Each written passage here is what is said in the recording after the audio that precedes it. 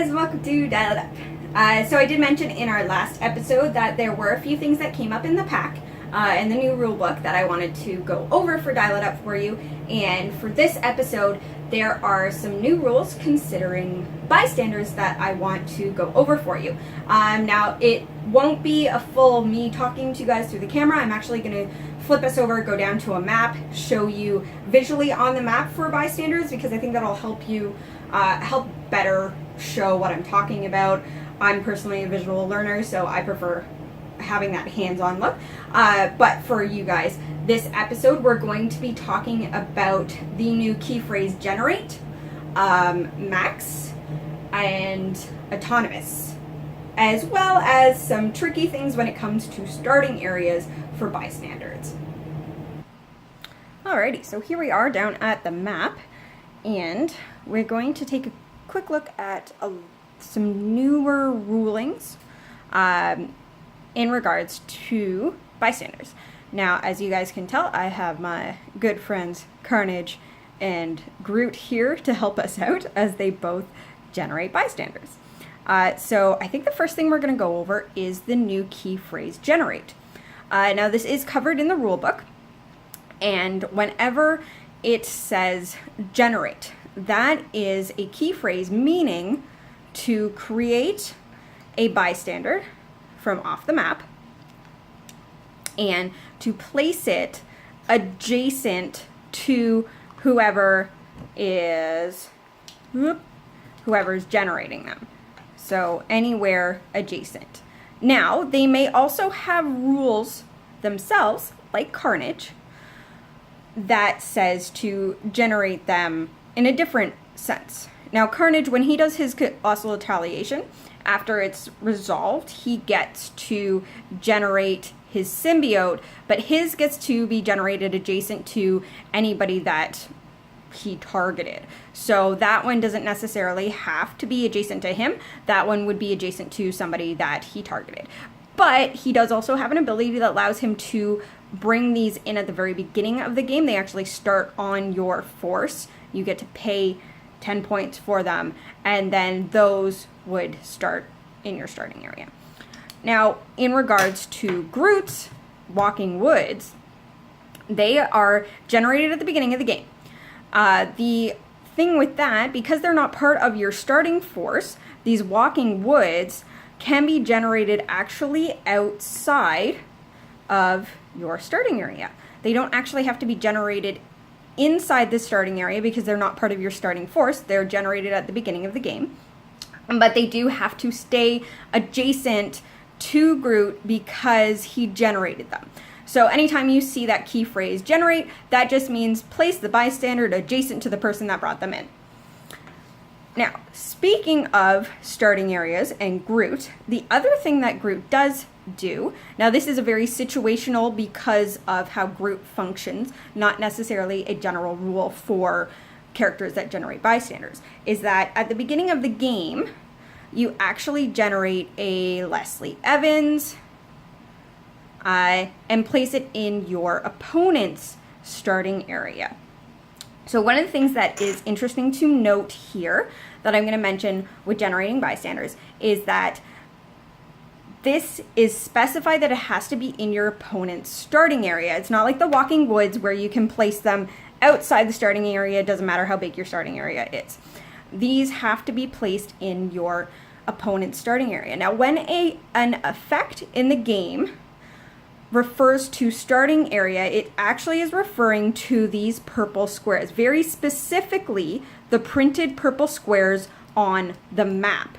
Now, why I'm saying this very specifically printed is that a lot of newer teams nowadays, you'll find, have a lot of these fantastic colossal retaliators. We also now have big vehicles in the Blackbird and the Thanos copter, and we'll find that starting areas aren't always as big as you need them to be. Now, there are rules that cover this. If your starting force cannot be placed inside your starting area, you get to expand it until your entire force is in there. Now, that expanded starting area is not considered a starting area for effects that ask for starting area. And so like a Leslie Evans, would need to be in your opponent's purple squares. Why is this important? It's because if your opponent has a team that actually takes up all of the purple squares, you cannot generate Leslie Evans.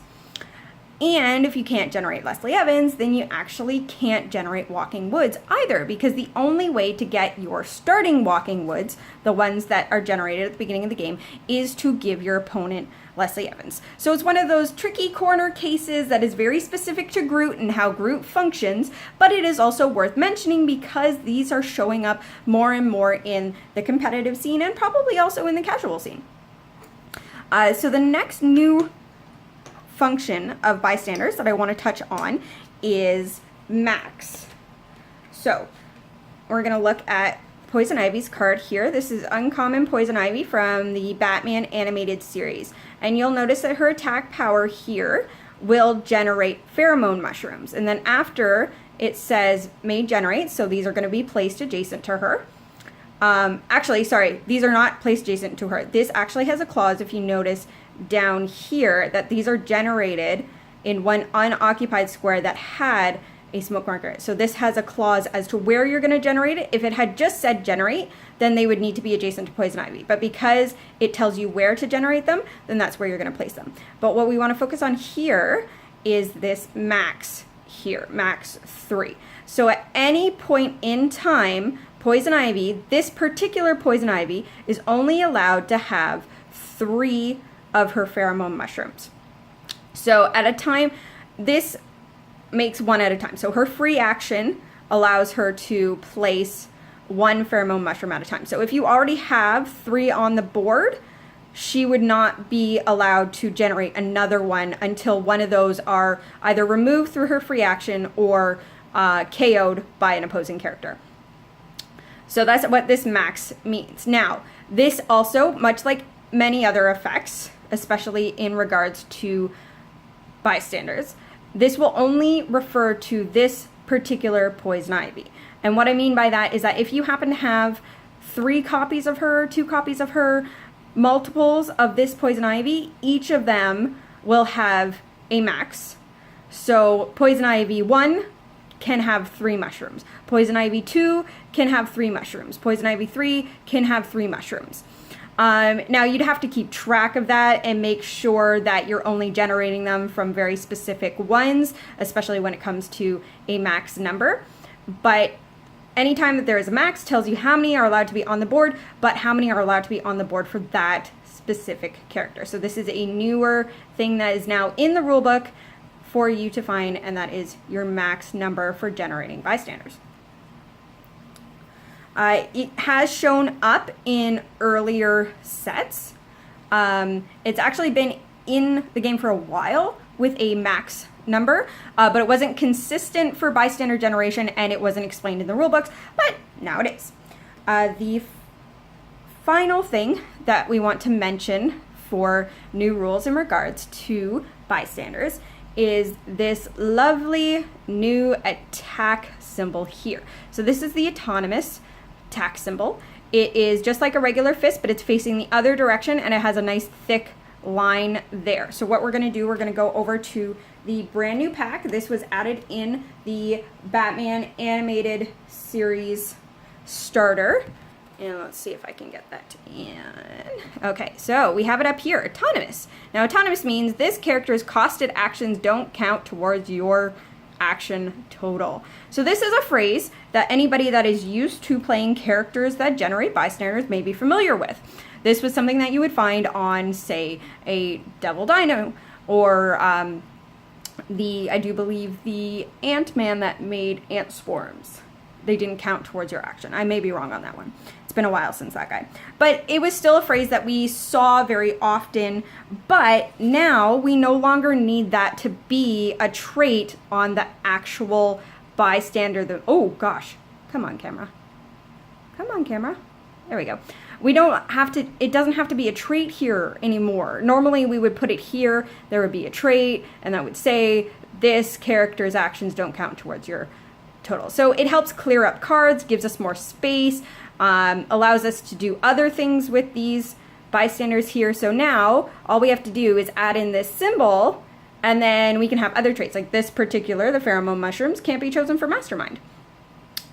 And then we'll see that going forward there's actually a fair amount of them in the Batman animated series set, and they are fantastic because it allows you to generate these bystanders, put them on the board. They cost 0 points. They're a win-win situation for you basically because you throw them at your opponent.